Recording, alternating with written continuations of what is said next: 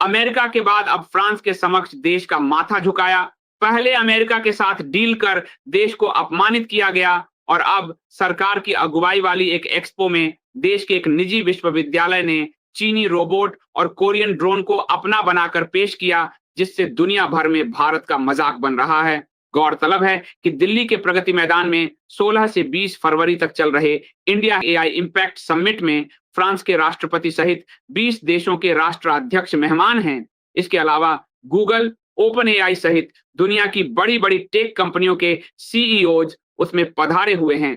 यहीं एक निजी विश्वविद्यालय गलघोटिया ने चीनी रोबोट और कोरियन ड्रोन को अपना इनोवेशन बताकर पेश कर दिया, जिसके बाद चीनी मीडिया सहित दुनिया भर की मीडिया भारत का मजाक बना रही है। दिल्ली के प्रगति मैदान में हो रहे एआई इम्पैक्ट समिट 2026 में गलघोटिया यूनिवर्सिटी के स्टॉल पर जिस रोबोट डॉग को अपना इनोवेशन बताया गया था, दरअसल वो चीन में बना रोबोट था। यही नहीं, गलघोटिया ने कोरियन ड्रोन को भी अपना बनाकर पेश कर दिया। इससे हुई फजीहत से बचने के लिए आनन फानन में आयोजक ने गलघोटिया यूनिवर्सिटी को India AI impact summit expo से बाहर निकाल दिया है। आयोजकों ने पहले यूनिवर्सिटी के पवेलियन की बिजली काटी, फिर ताला लगाकर बैरिकेडिंग कर दी। इलेक्ट्रॉनिक्स और आईटी मंत्रालय ने प्रेस वार्ता कर केवल यह कह दिया है कि गुमराह करने वाले को एक्सपो में जगह नहीं दिया जाएगा। यह कहकर सरकार ने अपनी जवाबदेही से इतिश्री कर ली है। यह कार्रवाई भी उस वीडियो के वायरल होने के बाद हुई जिसमें यूनिवर्सिटी ने एक चाइनीज कंपनी के रोबोटिक डॉग को अपनी खुद की खोज बताया था।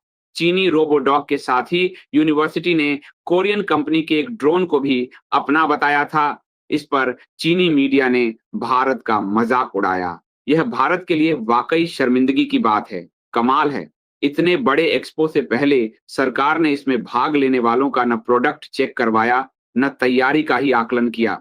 वीडियो में यूनिवर्सिटी की प्रोफेसर नेहा सिंह कह रही हैं कि इस रोबोटिक डॉग का नाम ओरियन है। इसे गलघोटिया यूनिवर्सिटी के सेंटर ऑफ एक्सीलेंस ने तैयार किया है। उन्होंने ये भी कहा कि यूनिवर्सिटी एआई के क्षेत्र में 350 करोड़ रुपए का निवेश कर रही है। वहीं भेद खुलने पर विश्वविद्यालय बाद में इससे मुकर गई।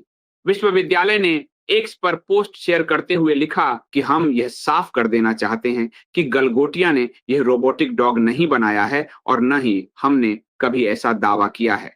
यूनिवर्सिटी के स्पष्टीकरण के बाद सोशल मीडिया प्लेटफॉर्म एक्स ने इस पोस्ट पर एक कम्युनिटी नोट जोड़ दिया।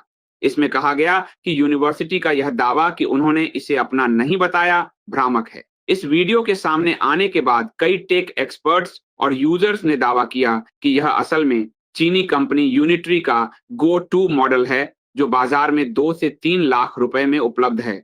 वहीं एक अन्य वीडियो में यूनिवर्सिटी जिस ड्रोन को कैंपस में शुरुआत से तैयार करने का दावा कर रही है, उसे यूजर्स ने 40,000 रुपए वाला readymade striker V3 ARF model बताया है।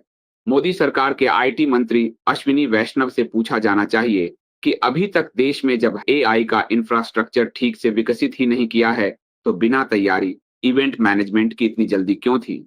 क्या एक नेता विशेष की छपास दिखास और जुमला उछालने की मानसिकता के कारण हड़बड़ी में इसे आयोजित किया गया था? गलघोटिया विश्वविद्यालय द्वारा चीनी रोबोट को अपना बनाकर पेश करने से देश का सम्मान बढ़ा है या अपमान हुआ है, ये देश की जनता तय करे, क्योंकि ये सरकार तो सारी जवाबदेही से ऊपर है।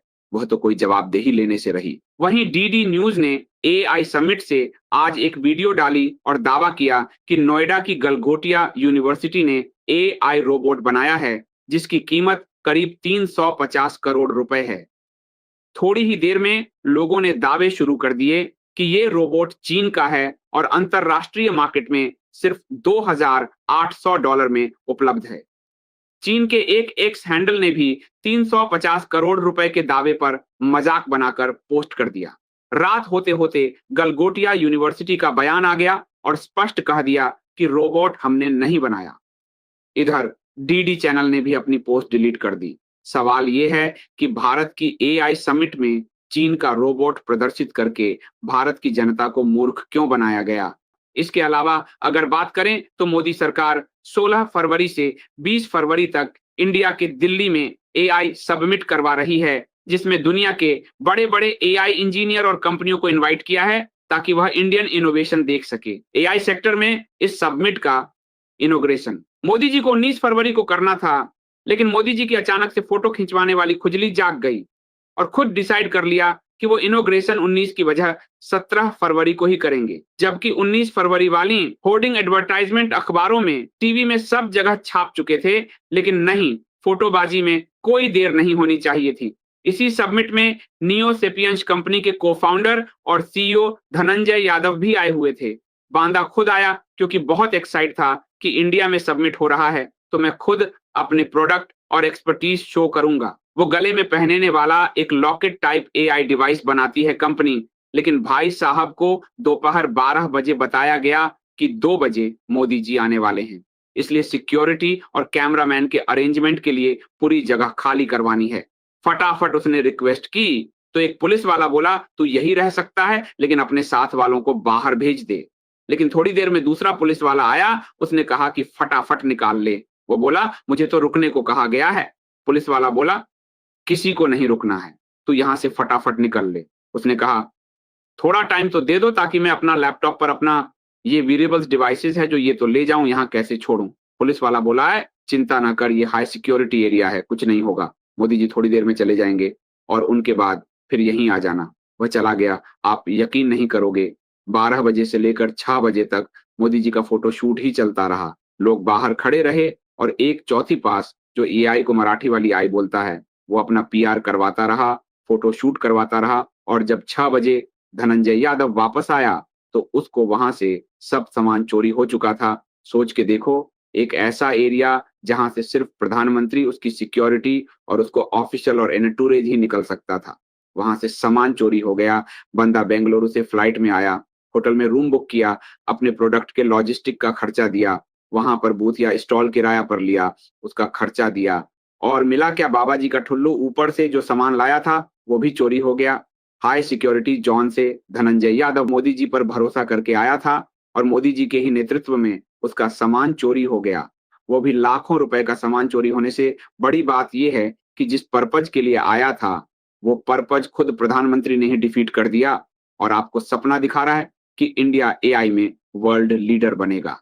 ऐसे बनेगा वर्ल्ड लीडर, पूरी दुनिया में जहां भी एआई सबमिट होते हैं वहां किसी नेता का कोई फोटो नहीं होता, लेकिन यहाँ पर इस आत्ममुग्ध ने पूरी दिल्ली अपनी फोटो से पटा दी है और खेल तब भी खत्म नहीं हुई और फोटो खिंचवाने आ गया। अगर आप भी मोदी जी पर भरोसा करते हैं तो एक पॉज लीजिए, लंबी सांस लीजिए, धनंजय यादव के बारे में सोचिए और फिर से डिसाइड कीजिए। आपको लगता है कि एआई सिर्फ एक चैटबॉट है? जी नहीं, अब टेक्नोलॉजी बदल चुकी है। अब एआई सिर्फ बातें नहीं करता, वो आपके ऑफिस का काम खुद निपटा सकता है। जो लोग आज इसे नहीं सीखेंगे वो कल पीछे रह जाएंगे। ये डराने की बात नहीं है, ये रियलिटी है। अपना समय बचाइए और अपनी वैल्यू बढ़ाइए।